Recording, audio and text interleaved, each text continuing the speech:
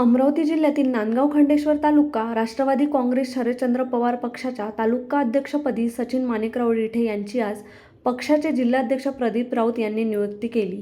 वर्धा लोकसभा मतदारसंघातील खासदार अमरभाऊ काळे यांच्या उपस्थितीत त्यांना नियुक्तीपत्र देण्यात आले। सचिनभाऊ रिठे हे नांदगाव खंडेश्वर पंचायत समितीचे माजी सभापती स्वर्गीय माणिकराव रिठे यांचे चिरंजीव असून त्यांच्या पत्नी सुद्धा सौ वैशाली रिठे नांदगाव खंडेश्वरच्या सभापती होत्या। सचिन रिठे यांचा नांदगाव खंडेश्वर तालुक्यात स्थानिक स्वराज्य संस्थेतील व सहकार क्षेत्रात नावलौकिक आहे।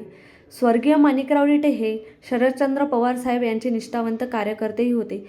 नव्या दमाचा तरुण तडफदार कार्यकर्ता म्हणून पक्षाने त्यांची दखल घेऊन जिल्हाध्यक्ष प्रदीप राऊत यांनी त्यांची निवड केली।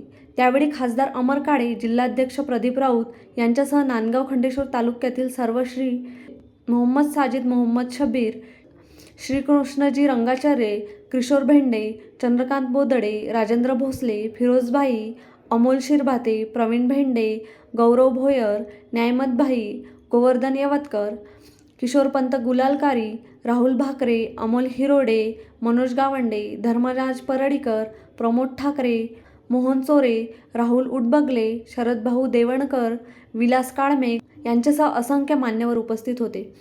उपस्थित मान्यवरांनी सचिन रिठे यांचे अभिनंदन करून पुढील वाटचालीस शुभेच्छा दिल्या। सचिन रिठे यांनी वरील मान्यवरांसह राज्य विधानसभेचे माजी उपाध्यक्ष शरद तसरे, श्री शिवाजी शिक्षण संस्थेचे अध्यक्ष हर्षवर्धन देशमुख, माजी पालकमंत्री वसुधा देशमुख, खासदार अमर काळे, जिल्हाध्यक्ष प्रदीप राऊत यांच्यासह नांदगाव खंडेश्वर तालुक्यातील मान्यवरांचे आभार व्यक्त केले। उत्तम Brahmanwade, the sting operation news, Nandgaon.